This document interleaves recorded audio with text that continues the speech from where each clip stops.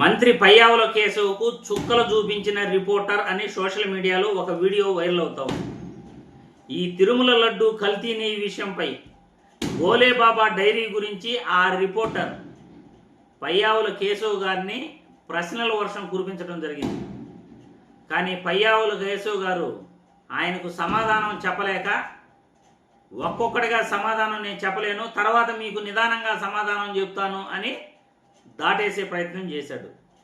తిరుమల లడ్డు కల్తీ నెయ్యిపై విష ప్రచారం తప్ప చంద్రబాబు మాటల్లో కానీ టీడీపీ నాయకుల మాటల్లో కానీ అస్సలు వాస్తవాలు లేదు.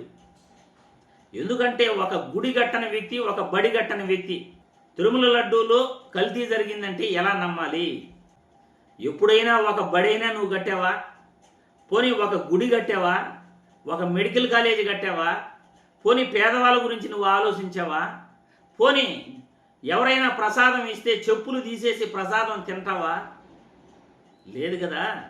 అటు చంద్రబాబు ఇటు పవన్ కళ్యాణ్ ఇద్దరూ కూడా వెంకటేశ్వర స్వామి విగ్రహం ఇస్తేనే కాళ్ళకేసుకున్న చెప్పులు తీరు. అటువంటిది మేము దేవుడి పైన మాకు భక్తి ఉంది, మాకు బాధ్యత ఉంది అంటే ప్రజలు ఎలా నమ్మాలి మిమ్మల్ని? పయ్యావుల కేశవ్ గారికి భోలేబాబా డైరీ గురించి చుక్కలు చూపించిన ఆ రిపోర్టర్ సోషల్ మీడియాలో వీడియో వైరల్ అవుతా ఉంది. ఆ రిపోర్టర్ ఏమడిగాడు, భోలేబాబా డైరీ గురించి పయ్యావుల కేశవ్ గారు ఏమంటున్నారు? వీడియో చూసే ముందుగా మన వీడియో కూడా ఒక లైక్ కొట్టండి. ఎక్కువ మంది లైక్లు కొట్టడం వల్ల మన గొంతు ప్రజల్లోకి వెళ్తుంది. ఎవరు ఏంటన్నది ప్రజలకు నిజాలు తెలియజేయాలి కాబట్టి నేను ఆర్జీ అనాలిసిస్ ద్వారా మీ ముందుకు వచ్చే ప్రయత్నం చేస్తుంటాను. రాష్ట్ర రాజకీయాలలో ఎవరు ఎటువంటి వాళ్ళు అనేది నిరూపించే ప్రయత్నం చేస్తుంటాను. ఒక్కసారి సోషల్ మీడియాలో వైరల్ అవుతున్న పయ్యావుల కేశవ్ గారికి చుక్కలు చూపించిన రిపోర్టర్ యొక్క వీడియో మీకు చూపిస్తాను, చూడండి. చూసిన తర్వాత క్లుప్తంగా మనం విశ్లేషించుకుందాం. భోలేబాబా తెచ్చింది మీ టీడీపీనే కదా సార్ అంటూ పయ్యావులకి చుక్కలు చూపించిన రిపోర్టర్.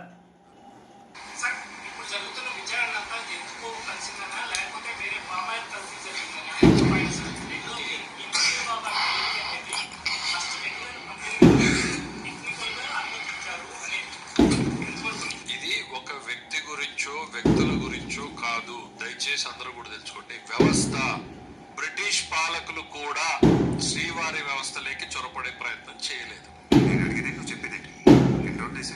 ఆనాటికి పాలకుడిగా ఉన్నటువంటి నిజాం కూడా శ్రీవారి వైపు తిరిగి చూసేటువంటి ప్రయత్నం చేయలేదు. అయ్యొద్దు పాయింట్కి రా.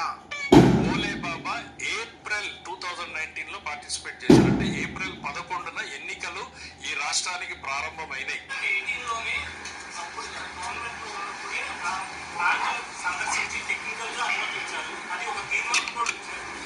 ఇలా ఇంటర్వ్యూని అడ్డం పెట్టుకుని మీరు పేరు సంపాదించడం కోసం ఏ ఆధారం లేకుండా మాట్లాడకూడదు. లేదా ఆధారం ఉంది. అసలు ఈ భోలేబాబా అనేవాడు ఇప్పుడు వచ్చినాడు. Dated 26 June 2018. చంద్రబాబు నాయుడు ముఖ్యమంత్రిగా 26 June 2018 technically qualified to supply milk by the TTD during May 2018. ఇప్పుడు చెప్పండి.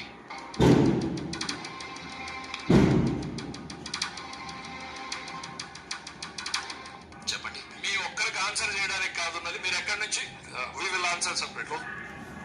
చూసారా? భోలేబాబా డైరీ గురించి ప్రశ్నిస్తే మాట దాటేసే ప్రయత్నం చేస్తున్నాడు పయ్యావుల కేశవ్ గారు. బ్రిటిష్ వాళ్ళు కూడా మన తిరుమల తిరుపతి దేవస్థానం విషయంలో వేలు పెట్టలేదట.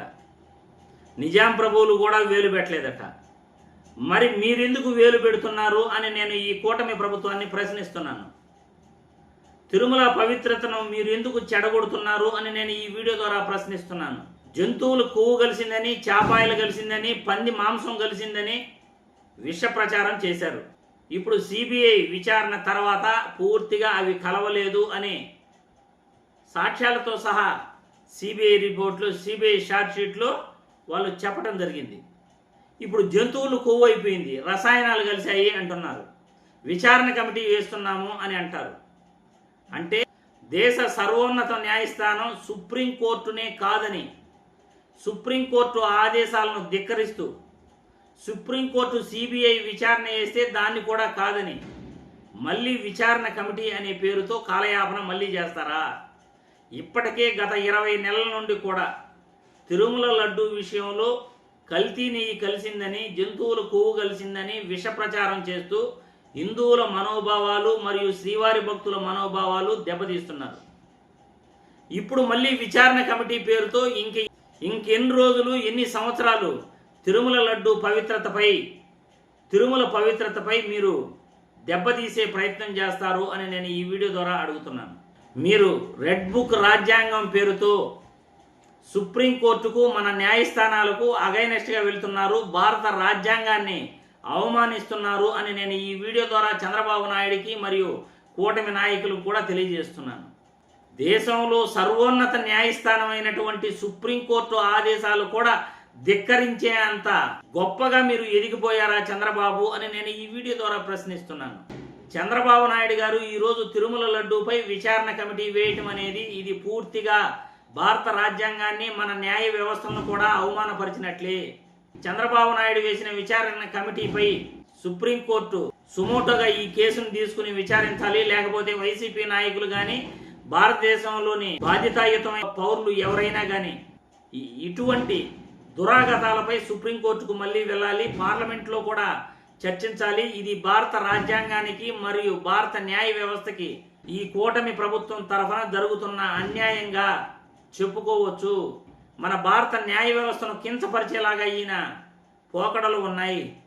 చంద్రబాబు గారు ఇకనైనా ప్రజలకు క్షమాపణ చెప్పి మన న్యాయ వ్యవస్థకు, భారత రాజ్యాంగానికి, భారత చట్టాలకు క్షమాపణ చెప్పాలి అని నేను ఈ వీడియో ద్వారా కోరుతున్నాను.